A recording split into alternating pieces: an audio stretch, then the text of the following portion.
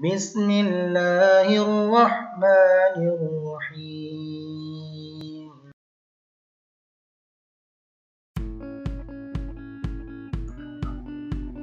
Ya, Assalamualaikum warahmatullahi wabarakatuh. Selamat pagi semua. Hari ini kita, seperti kata Pak Andika ya, kita mau membahas pengenalan tentang HMI ya. Kemarin, minggu lalu kita sudah belajar 3 minggu ya, 3 minggu lalu kita sudah belajar PLC. Nah, minggu ini kita belajar HMI, kemudian bagaimana mengintegrasikan dari PLC yang sudah kita buat programnya ke HMI atau tampilannya. Nah, mungkin pada pertemuan kali ini hanya mengenalkan HMI dan sistem diskripsinya saja. Nanti bisa kalian coba ya. Oh ya, untuk instalasi CX Programmer dan CX Designer sudah nggak ada masalah atau masih ada yang bermasalah? Saya, Pak. Kresna ya? Iya, Pak. Gimana? Ya, jadi saya Kresna 041738. Jadi saya terkendala di ini, Pak. Kan ada setup sama product setup. Nah, pas setup itu pas sudah milih bahasa, pas di awal-awal milih bahasa, pencet OK, filelet, spawn proses. Seperti itu, Pak. Nah, terus pas kita install lewat product setup itu bisa. Nah, tapi setelah memilih menginstal WinCpop itu dia langsung error gitu, Pak. Keluar bahasa yang saya tidak paham. Ya, firewall-nya sudah dinonaktifkan? Sudah, Pak. Sudah. Oke, nanti ini aja ya. Pribadi aja ya. Nanti saya coba. Oke ya. Yang lain nggak ada masalah ya. Kresna aja ya. Harapannya supaya bisa mencoba di rumah kita. Ini kita mulai saja ya, simulasi atau perkenalan dengan HMI. Kita menggunakan Designer. Nah, kita kan akan mengintegrasi CX Designer dengan CX Programmer ya. Jadi kita buka dulu CX Programmernya, kita buat dulu program PLC-nya.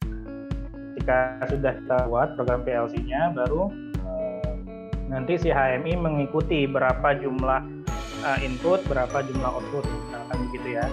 Kita mulai ya seperti biasa, file, new. Nah, kenapa kita memilih PLC Omron ya, nggak Schneider, nggak Siemens? Karena kita ini kan pertemuannya online yang memungkinkan untuk mensimulasi PLC dengan HMI tanpa adanya bantuan fisik PLC adalah ya si Omron ini ya, Omron dengan CX Programmer dan CX Designer. Makanya kenapa kami memilih memperkenalkan ini ya. Nah, ini bisa kita pilih device tipenya. Nah, untuk simulasi atau integrasi di CX Designer dengan CX Programmer itu bisa kita pilih antara CP1L atau CP1H. Yang lainnya setahu saya nggak bisa, tapi nggak tahu cobanya. Karena CP1L dan CP1H itu tipenya kalau tidak salah compact ya, jadi dia bisa dibantu dengan simulasi di CX Designer-nya. Tapi kalau ada yang sudah mencoba yang lain ya. Nah, yang sudah pasti kita bisa pakai CP1L ya. CP1L, kemudian kita pilih OK.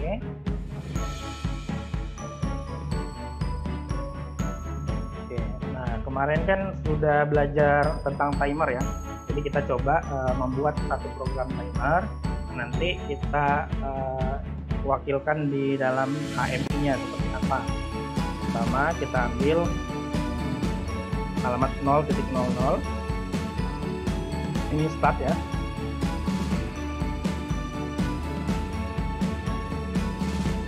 Kemudian timernya ya.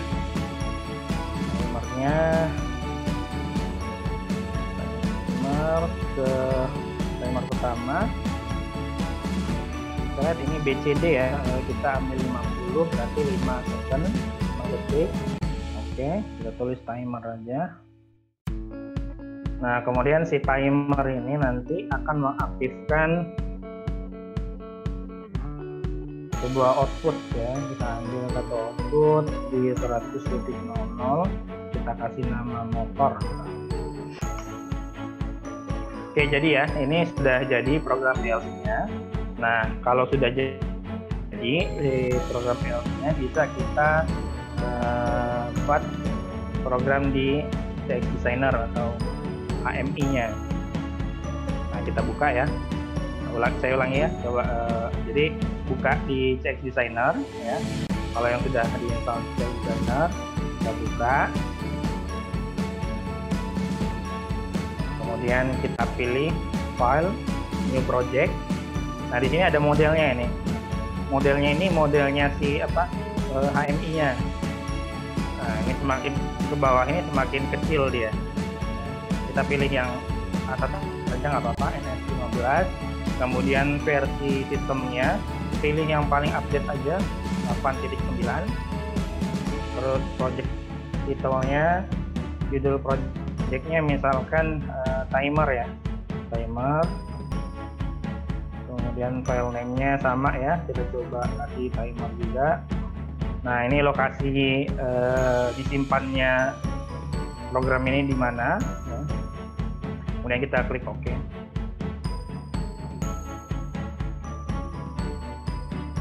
Ini OK juga. Nah, ini untuk screen pertama bisa kita tulis misalkan main page ya. Halaman utama. Oke. Nah, di sini akan tampil nih sebuah jendela untuk kita membuat animasi si HMI-nya. Nah, kita kembali dulu melihat programnya.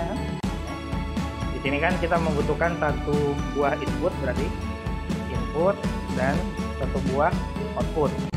Kita menggunakan fungsi timer. Nah, kita buat di CX Designer-nya. Misalkan begini. Di sini ini ya komennya ya, fungsinya. Misalkan kita menggunakan, kita kasih label dulu nih. Label, misalkan di sini ya. Nah, ini caranya begitu ya, diklik kemudian ditarik ke sini. Kita bisa klik 2 kali untuk menyetingnya. Nah, untuk label itu maksudnya kayak misalkan judul page-nya, judul halamannya itu mau kita tulis apa. Itu ada di sini ya, label. Kita klik tab-nya label. Kemudian kita ganti misalkan fungsi ya, fungsi timer. Oke, kalau udah kita apply. Oke, nah dia akan berubah ya jadi fungsi timer. Nah, kita bikin rata tengah ya. Oke, kemudian ini jenis hurufnya bisa kita ubah. Di sini bisa kalian ubah sesuai keinginan. Misalkan kita mau pakai Calibri ya. Kemudian ukurannya kita perbesar di 28. Oke. Kemudian kita tebalkan. Nah, ini judul halamannya ya. Di sini bisa kita lihat di project page ya. Ini kan ada main page ya. Jadi kita beri nama halaman ini adalah main page. Nah, di sini bisa kita lihat juga ada fungsi untuk memberi waktu ya, time. Caranya kita klik time, kemudian kita tarik.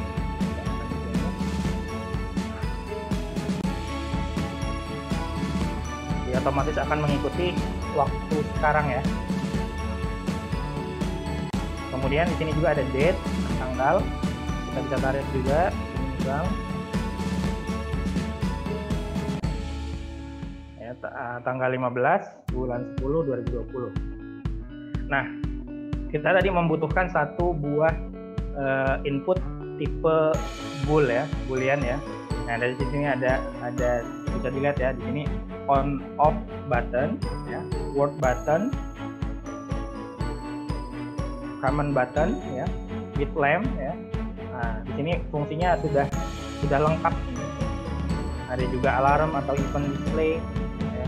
Ada alarm atau event summary history ya. Ada grafik juga. Nah, karena kita masih membutuhkan tipe boolean, jadi Jadi inputnya kita ambil PB ya, atau push button on off button. Kita klik, kita taruh di sini misal. Nah, ini untuk pengaturannya. Jadi ini di inputnya ya, tadi di start button ini kita buat di sini, kita klik 2 kali. Nah, di sini ada action type-nya, ada momentary, ada alternate, ya, ada set dan reset. Nah, ini yang kemarin sempat saya singgung juga. Ini kalau kita pakai momentary, artinya begitu diklik dia akan balik lagi ke posisi awal atau default-nya. Nah, kalau alternate ini bisa kita katakan juga dia fungsinya adalah toggle, atau begitu kita tekan dia akan berubah ke 1. Tapi sebelum kita tekan lagi dia tetap 1. Kalau mau jadi 0 kita harus tekan lagi sekali lagi. Nah, kalau set dan reset ini dia berpasangan ya. Set dia hidup. Nah, untuk mematikannya itu harus membutuhkan tombol satu lagi yang disebut reset. Nah, karena kita menggunakan fungsi toggle tadi ya, kita bisa pilih yang alternate. Begitu. Terus di sini bisa kita atur warnanya. Ini saat dia on warnanya seperti ini, saat dia off bisa seperti ini. Nah, kalau kita pakai di sini ada save from. Kalau list ini kita menggunakan list yang sudah disediakan oleh CX Designer. Ya. Tapi kalau kita pakai bitmap, ya, itu kita bisa mencari logo atau gambar di komputer kita. Nah, kita pakai part list saja yang sudah disediakan. Nah, kemudian di tab yang label, ini kan ada switch status ya. Jadi switch status ketika on, misal kita pilih switch status ketika on, kita tulis labelnya misalkan on gitu ya. Ketika dia off, labelnya si button itu kita beri label off. Nah, ya.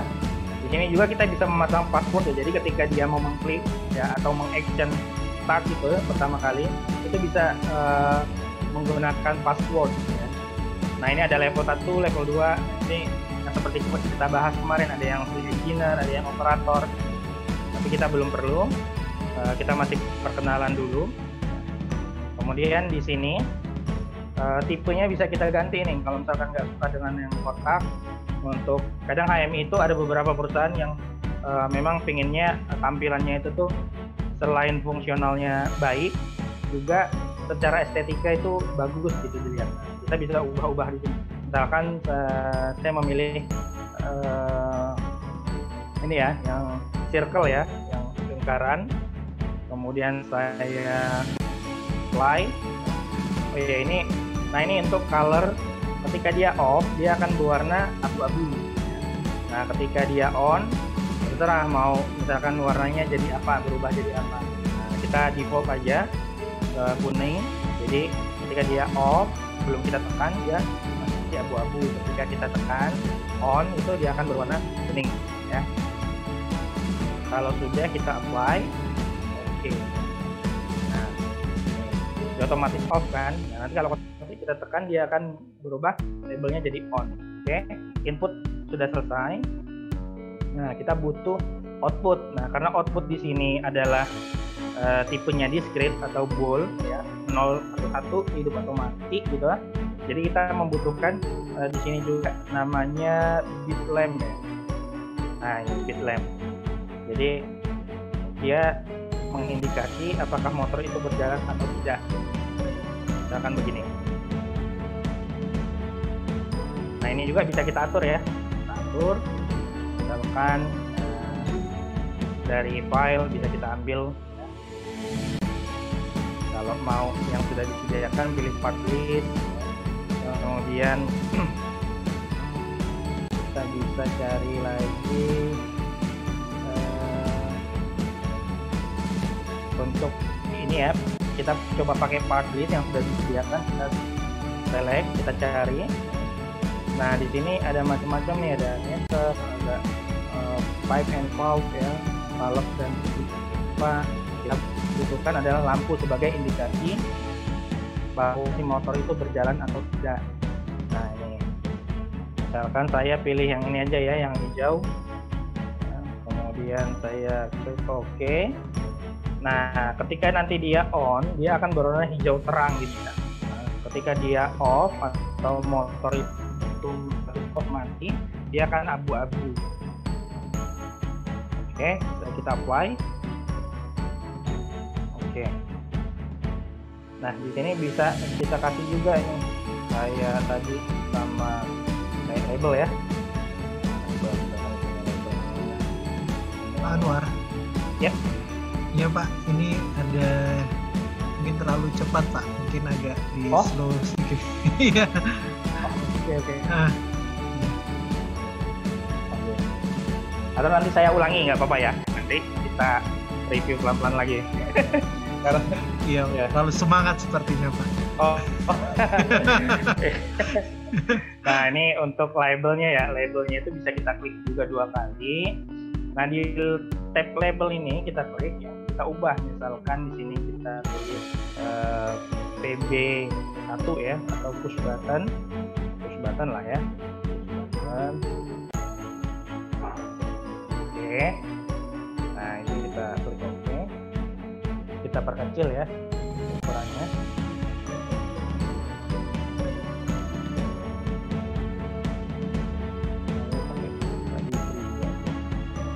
Terlalu cepat ya.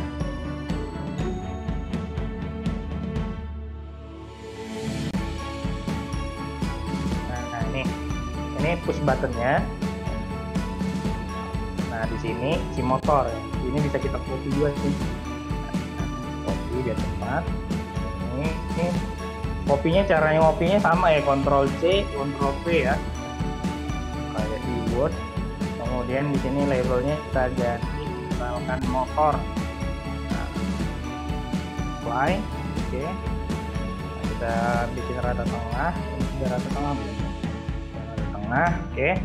Ini motor.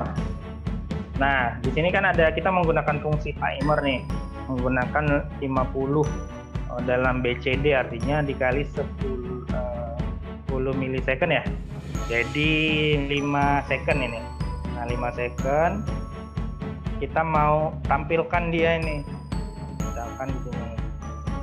Jadi di sini ada fungsi namanya numeral display input, jadi dia mendisplay angka input, misalkan di sini. Nah ini kita klik lagi 2 kali, cara men-settingnya itu baik ini maupun ini, itu kita klik 2 kali. 2 kali. Kemudian di sini kita pilih nih display tipenya, kita memilih desimal aja ya. Nah, terus storage tipenya. Nah karena kita menggunakan di program adalah BCD, kan BCD ya. Ini BCD tipe, kita gunakan juga di sini yang BCD. Kita cari BCD. Nah ini, oke. Kemudian kita apply dulu. Nah di sini kita tulis labelnya, misal ini timer ya, timer. Oke, apply. Nah jadi kita tinggal kita mendeklarasikan si alamatnya ya, sama kayak di Arduino dulu kan begitu, kita pakai pin berapa gitu, kita deklarasikan dulu si input ini pakai di pin berapa. Kalau di Arduino kan seperti itu, PLC juga seperti itu, outputnya di pin berapa, kalau di sini namanya di address berapa. Nah kita lihat di sini start ya, itu menggunakan address 0.00. Nah, kemudian timernya kita menggunakan timer pertama ini ya, yang kemarin saya bilang di sini kan ada instruction reference, kalian lihat sendiri sini nanti dari berapa sampai berapa. Kalau 0000 berarti dia timer yang pertama ya, jadi kita ambil T0. Nah kemudian untuk output ya, dia menggunakan alamat 100.00. Sekarang kita sesuaikan aja di sini. Untuk push button kita klik 2 kali caranya untuk men-setting address-nya. kemudian di sini ya ada address, write address ya. Nah, kita klik aja set. Nah, di sini ada namanya word sama bit yang kemarin saya sampaikan, itu tempat saya sampaikan dia 1.00 berarti dia di word diterapkan 1.00 berarti dia di word 1 bit ke 12. Kalau kemarin yang compact itu, kalau untuk PLC Omron dia untuk satu wordnya terdiri dari 12 bit ya. Nanti kalau untuk modulnya dia satu word terdiri dari 16 bit. Nah, karena ini compact jadi akan sampai di bitnya 12. Nah, kita lihat tadi kan 0.00 artinya di word 0 ya. Titik 00 bitnya berarti 0 juga gitu ya. 0.00. Ya, mudah-mudahan paham dulu. Nanti kita bahas pelan-pelan. Ikuti dulu. Ini kita oke. Kemudian apply. Oke, si input sudah jadi. Nah, sekarang kita setting si output. Sama, begitu juga caranya. Kita di sini ada address, kita set. Ya. Nah, tadi kan si motor itu berapa alamatnya? 100.00 ya. Berarti di word 100 bit ke 0. Oke. Nah, kalau sudah kita klik OK. Apply. Oke. Nah, si timer kita klik juga 2 kali settingnya. Dia akan mengambil alamat si timer. Nih, kita lihat di sini ada namanya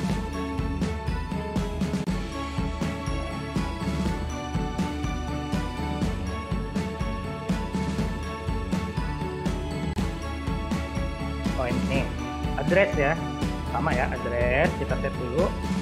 Nah, dia akan menggunakan di sini kita lihat areanya, karena dia adalah area fungsi, makanya kita tarik fungsi timer ya. Klik, kan kemarin saya sampaikan ya ada area fungsi-fungsi itu ya yang di pertemuan sebelumnya. Nah, kita menggunakan fungsi timer, kemudian udah dia timer keberapa? Karena dia timer pertama artinya dimulai dari 0 ya, artinya kita di sini klik tulis 0. Oke, kita oke, kemudian apply. Oke, sudah jadi ya. Nah, kalau sudah jadi, sekarang kita tinggal mengintegrasikan program PLC yang sudah kita buat dengan si CX Designer-nya. Caranya adalah kita masuk ke CX Programmer dulu, kemudian ini kita online-kan dulu. Kita simulasi, kita klik.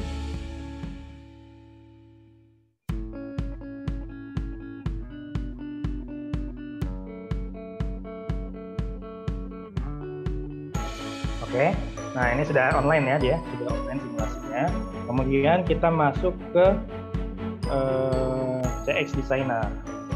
Nah, di sini caranya adalah untuk mengonline-kannya atau mensimulasikannya, kita klik menu tools, ya. Klik tools, kemudian test ya, atau kalau mau simple bisa Ctrl plus T. Kita klik.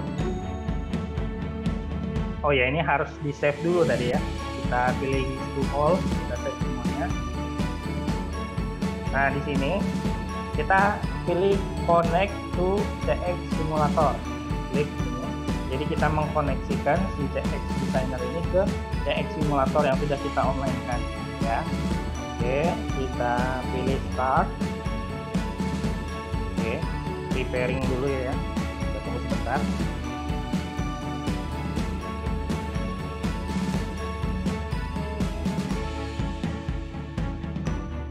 Nah, sini sudah tampil ya. Ini tampilan HMI-nya nih. Jam 11.07 karena saya menggunakan domainnya si Wita ya, untuk Indonesia. Dia jam 11 lewat 8 sama dengan di komputer saya nih. Kemudian tanggalnya 15 bulan Oktober 2020. Ini judulnya ya, timer. Kemudian ini judulnya si button ini. Ini judulnya, outputnya motor itu ya kurang lebih. Nah, kita coba lihat ini programnya. Saya atur dulu supaya enak mainnya.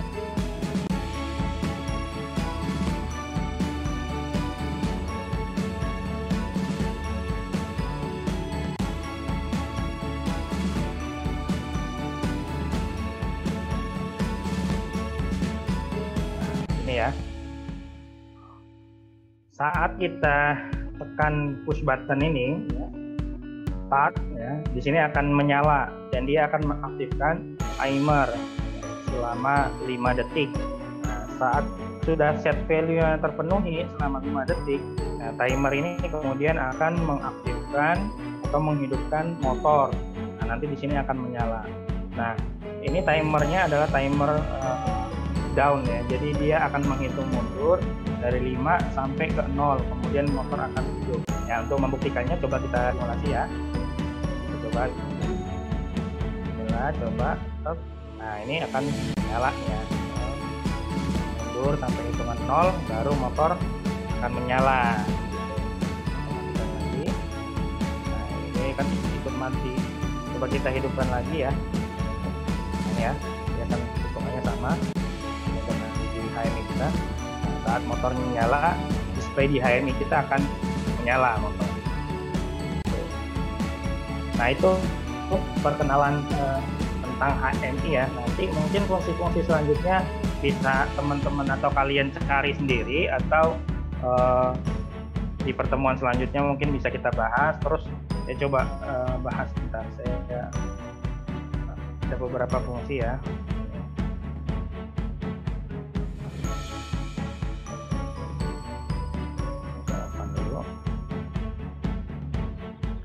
Nah, di sini contohnya apa lagi ya? Oh ya, ini misalkan di sini kan saya pakai namanya main page. Ya. Nah, saya mau ini misalkan saya tulis lainnya area itu lah ya. Tambah dulu. Saya tambah dulu screen-nya. New screen. Oke. Nah, saya mau tulis di sini namanya area pumping.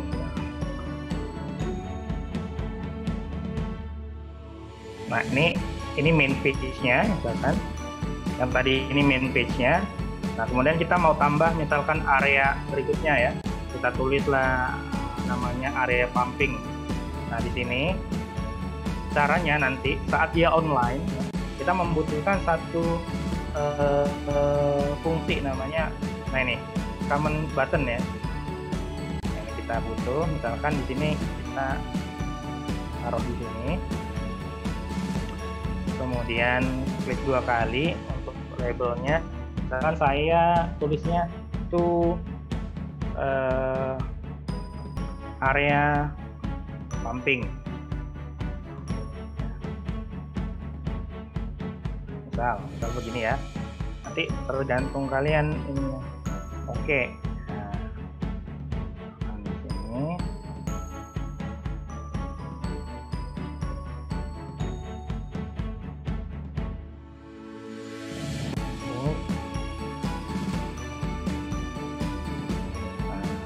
nah, nanti di area di sini kita klik 2 kali ini. Fungsi dia untuk apa nih? Di sini kan ada namanya function ya. Functionnya switch screen. Artinya dia men-switch dari screen 1 ke screen yang lain. Nah, saya menggunakan fungsi switch screen misalkan.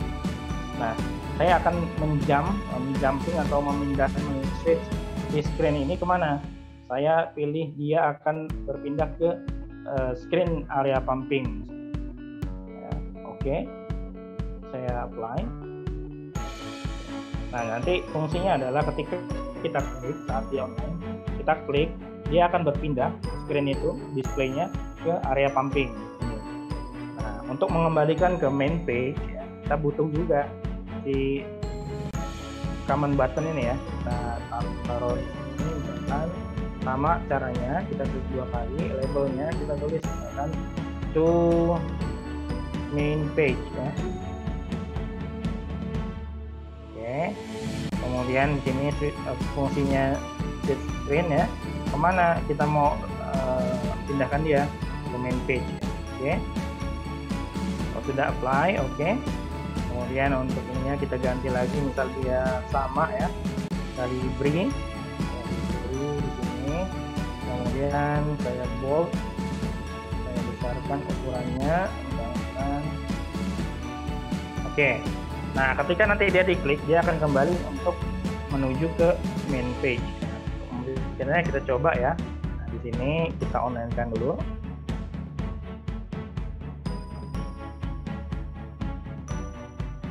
Oke, sudah online. Nah, di sini kita pilih apa tadi? Tool test. Nah, kita simpan karena ada perubahan tadi ya. Test to all. Connect to CX Simulator. Start. Kita tunggu prosesnya.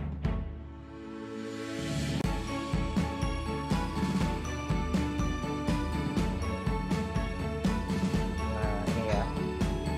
Ini tampilannya.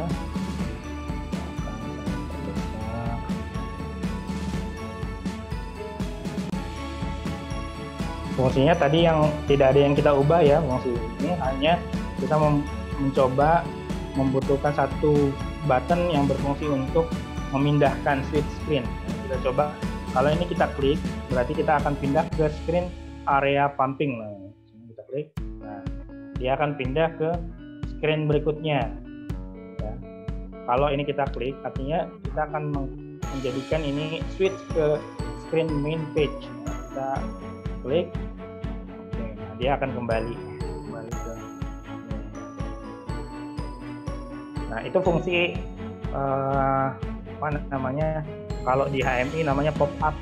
Jadi dia bisa ditaruh, misalkan nanti ditaruhnya itu di atas ini, area 1, area 2, area 3. Nanti ada namanya ya seperti ini yang saya katakan tadi, main page-nya, halaman utamanya, misalkan welcome to HMI gitu ya. Nanti dia akan ada menu login yang kemarin saya sampaikan, lalu segala macam. Kemudian dia men-switch ke klik ke area berikutnya, karena kan SCADA sistem ini jangkauannya luas ya, jadi kita bisa mengontrol banyak area ya yang kita buat sub-subnya. Kan ada namanya area pumping ya. Untuk mengontrolnya kita lihat aja, kita klik ke area pumping. Nah, untuk ke area berikutnya kita klik lagi, seperti itu kurang lebih fungsi si pop-up ini. Nah, mungkin itu dulu perkenalan HMI-nya. Nanti kalau kalian sudah menginstal CX Programmer dan CX Designer, dicoba fungsi-fungsi yang kemarin yang sudah kita pelajari, kemudian kalian buat tampilan HMI-nya dan coba di-online-kan, diintegrasikan apakah berjalan baik, bisa atau enggak. Nah, itu sudah sangat cukup menurut saya untuk kalian belajar. Ya, mungkin itu dulu. Saya kembalikan ke Pak Andika, atau ada yang ingin didiskusikan di sini. Bagaimana? Ada yang mau didiskusikan?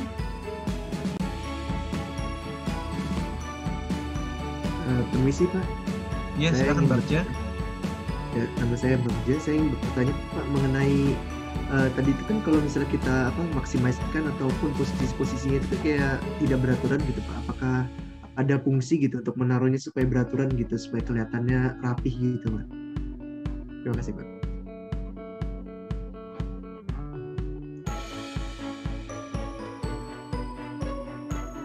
Oke, saya coba jawab. Ini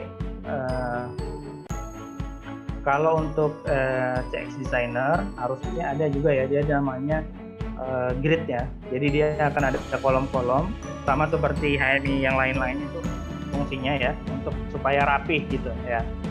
Nah, itu kembali ke kalian nanti caranya ya.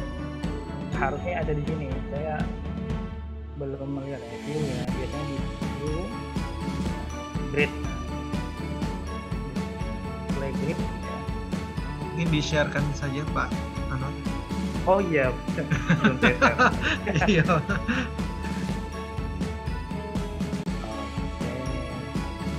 Ini sudah masuk belum? Sudah ya? Ya, sudah Pak. Oke. Nah, biasanya gini Pak, kalau di HMI itu nggak ada dia fungsi khusus yang untuk misalkan ini presisi dengan ini. Setahu saya ya, beberapa HMI yang sudah pernah saya pakai itu nggak ada yang harus presisi ini rata kanan kiri berapa marginnya gitu. Saya belum menemukan, cuman memang dia ada satu fungsi namanya grid ya. Grid itu biasanya ada di view, kemudian nah ini ya ada nih ya grid. Nah kita display aja gridnya dengan colornya, kita bisa ubah-ubah ya. Misalkan saya pakai ini aja lah. Kemudian ini bisa kita atur juga lebar dan tingginya. Misal saya pakai ini aja di pop aja, oke. Nah dia mungkin bisa membantu untuk mempresisikan marginnya itu ya seperti ini aja kalau untuk di HMI. Atau kalau mau kita ubah tadi ya view grid, kita mau naikin aja lah nilainya biar agak susah kotak-kotaknya 15 kali 15 ya. Oke. Jadi kan kelihatan dia saat kita mengklik misalkan seperti ini. Kita buat PB baru, itu kan akan kelihatan nih berapa kolom, berapa baris kali berapa supaya dia presisi. Ya mungkin bisa membantunya fungsi margin itu seperti itu aja Bang. Ya mungkin itu ya. Ada lagi yang ditanya? Mana Bang? Jelas. Ini background juga bisa kita ganti ya Pak Anwar ya, bukan hanya hitam ya. Iya bisa Pak. Jadi biar kalian nggak hitam background gitu ya. Jadi kan bisa bikin gelap berwarna. Gitu ya. Hidupnya jadi berwarna gitu kan, kasih background warna-warni. Silakan. Iya. Itu untuk menjawab pertanyaan Bagja. Kalau ada yang mau ditanyakan lagi, kalau bisa saya jawab, saya coba bantu jawab. Jadi Atau kecepatan tadi saya menjelaskannya. Kecepatan. Iya. Gimana Bagja? Tadi ada yang mau ditanyakan? Atau yang lain? Gimana?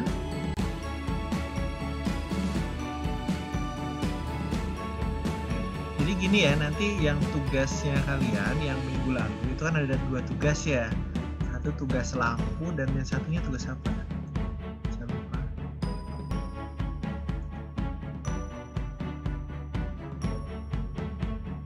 Yang pertama lampu, yang kedua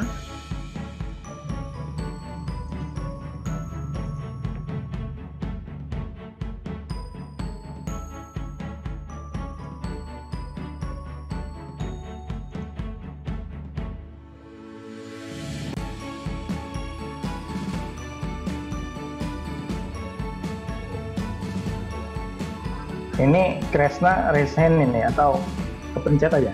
Ada yang mau ditanya? Iya Pak, saya mau bertanya Pak. silakan Kresna. Ya, nama Kresna 04171038 dari TK. Jadi yang mau saya tanyakan tuh perihal comment button Pak.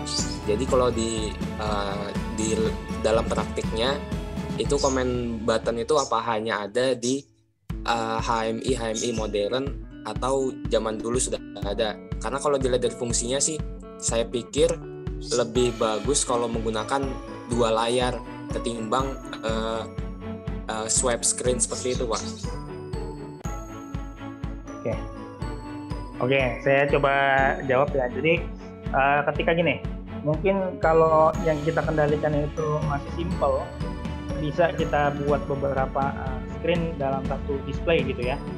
Tapi kalau sudah kompleks itu, misalkan kita di proses demineralisasi ya, pemrosesan limbah air itu kan banyak piping, banyak tangki, banyak proses.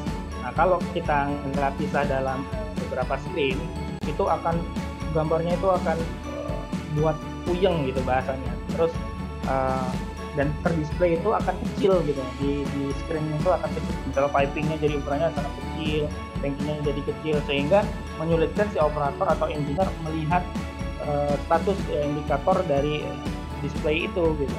Makanya kalau sudah kompleks itu biasanya yang seperti saya bilang, nanti dia akan dipisah area 1, area 2, area 3, atau juga fungsi ini bisa kita gunakan untuk blok ya. Artinya dalam industri itu kan ada namanya area pumping, area macam-macam gitu ya. Nah itu prosesnya memang beda, dia blok proses yang ini berbeda, blok proses yang ini berbeda.